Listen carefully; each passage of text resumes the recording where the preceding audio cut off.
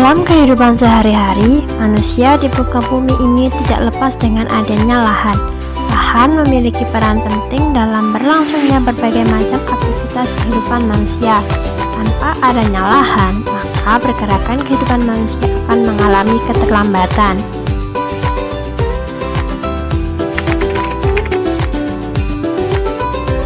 Lahan merupakan permukaan daratan dengan segala potensinya baik dalam bentuk cair, padat maupun gas yang terkandung di dalamnya yang menunjang aktivitas kehidupan manusia.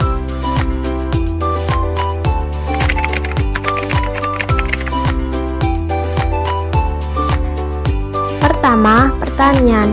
Indonesia merupakan negara agraris, di mana pertaniannya memiliki potensi yang besar dalam menopang kehidupan perekonomian negara. Adapun bentuk-bentuk kegiatan pertanian yaitu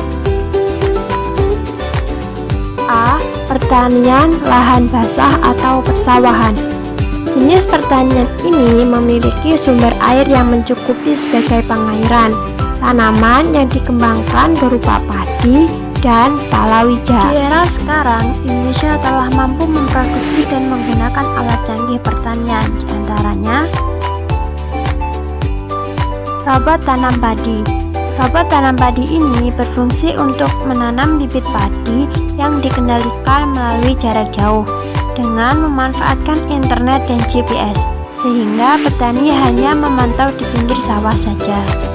Autonomous Tractor merupakan alat inovasi Badan Litbang Pertanian yang berfungsi mengolah lahan tanah tanpa awak menggunakan traktor roda 4 yang dikendalikan secara otomatis. Mesin panen padi Indo Combe Harvester.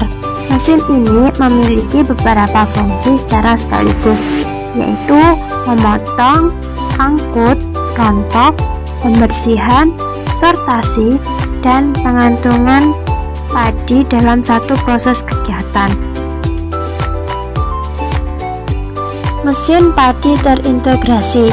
Seperti pada mesin padi sebelumnya, mesin ini juga memiliki fungsi yang sama. Akan tetapi, pada mesin ini terdapat tambahan fungsi, yaitu pengolahan tanah sekaligus, sehingga setelah proses panen padi, maka persawahan siap untuk diolah kembali. Drone penebar pestisida dan penebar benih.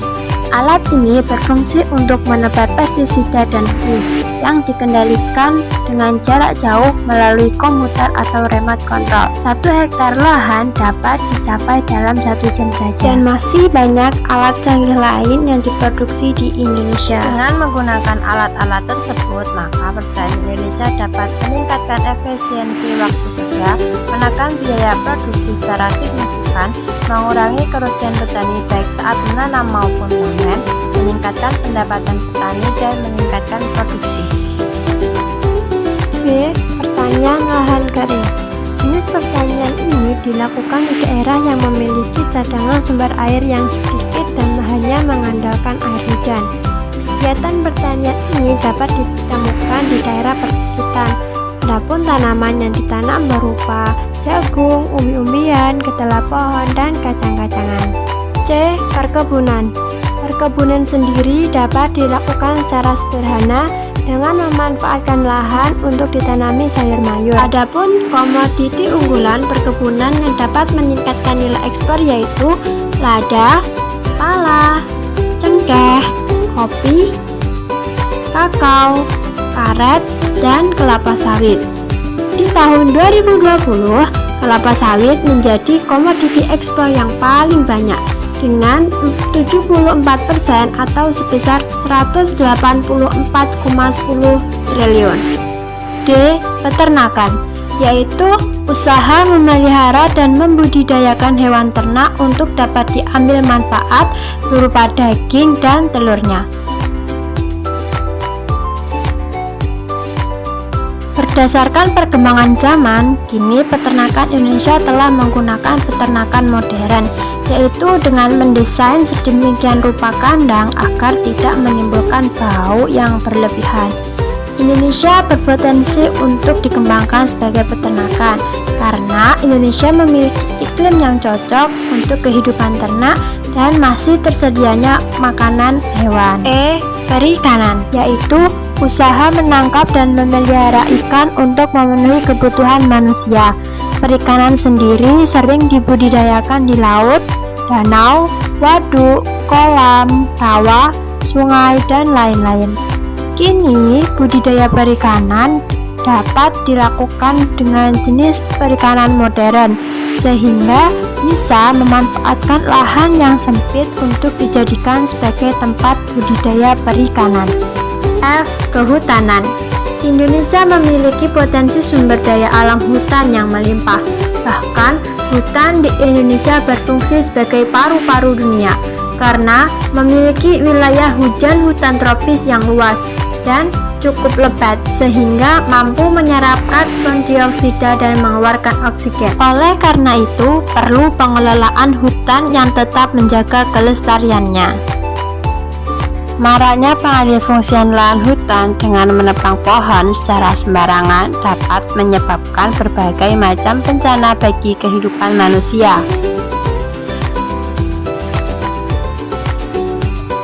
Selain pemanfaatan dalam bidang pertanian, juga terdapat pemanfaatan lahan dalam bidang non-pertanian.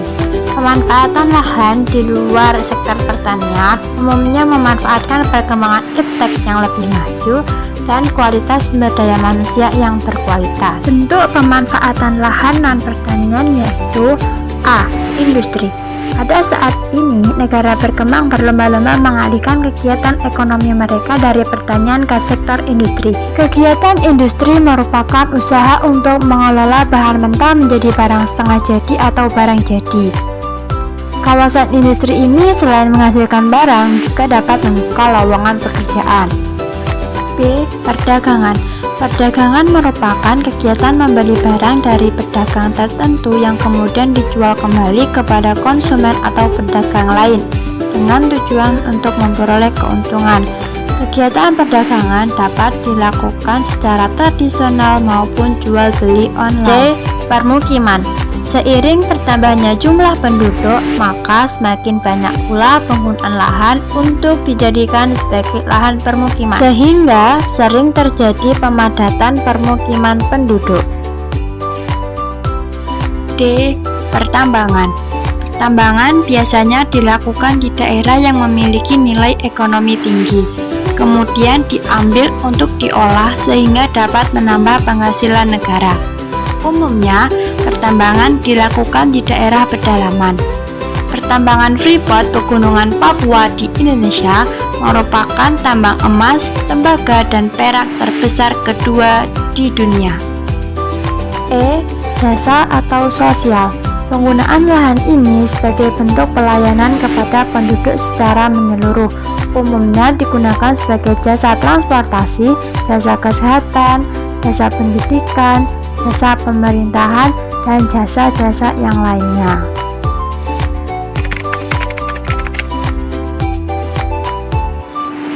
Di daerah pedesaan, pemanfaatan lahan masih sangat terbatas, sebab kehidupan masyarakatnya masih sangat sederhana, berpedoman pada tradisi dan bersifat kekeluargaan dibandingkan dengan daerah perkotaan. Pemanfaatan lahan di desa didominasi pada aktivitas pertanian atau berorientasi pada sektor agraris. Hal ini karena masih terdapat banyak lahan kosong sehingga menjadi sumber mata pencaharian masyarakat desa.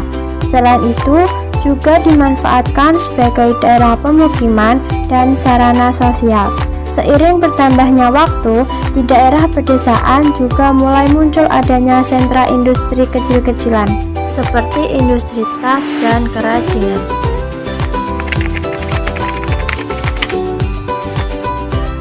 Di daerah perkotaan, pemanfaatan lahan lebih bervariasi dibandingkan dengan daerah pedesaan. Karena secara umum kehidupan masyarakat kota sudah lebih kompleks dan majemuk. Kota merupakan sistem jaringan kehidupan manusia yang memiliki ragam kondisi sosial yang khas, yaitu tingkat pertumbuhan penduduk tinggi, pola kehidupan masyarakat yang heterogen, dan adanya kompleksitas etnis sebagai pengaruh urbanisasi. Adapun bentuk penggunaan lahan di perkotaan seperti pusat pemerintahan,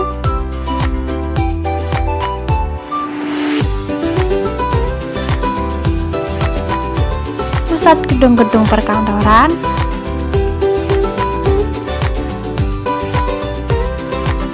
kompleks pemukiman penduduk,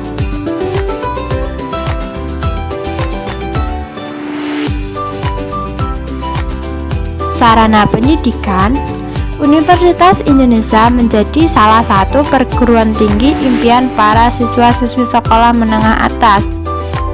Pusat tempat-tempat perdagangan dan industri,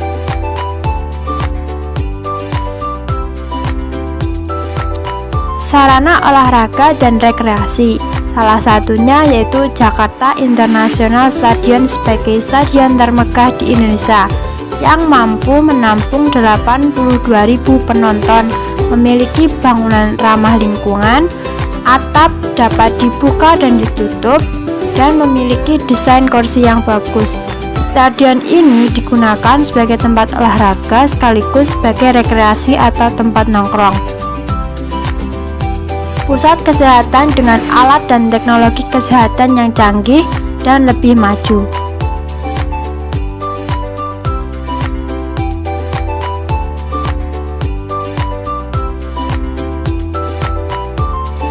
Pusat kegiatan kebudayaan, misalnya Kota Yogyakarta dan Kota Solo sebagai kota budaya akibat dari adanya Keraton Yogyakarta.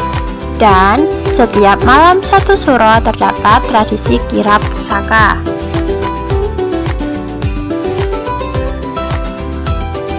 Selain itu, pemanfaatan lahan di perkotaan juga dapat dijadikan sebagai lahan pertanian dengan menggunakan sistem tanam hidroponik.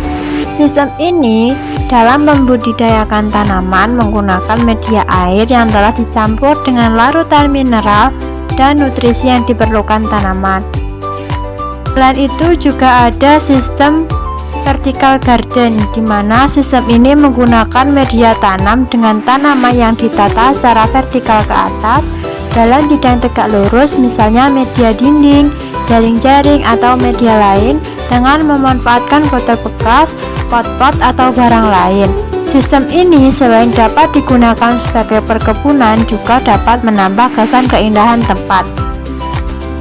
Adapun tanaman yang dapat dibudidayakan dengan kedua sistem tersebut berupa tanaman sayur mayur dan tanaman hias dengan memanfaatkan lahan sempit seperti perkarangan rumah, atap rumah, dinding gang kecil, dan lainnya, sehingga dapat menambah produktivitas dan sebagai sarana penghilang lelah setelah aktivitas sehari penuh.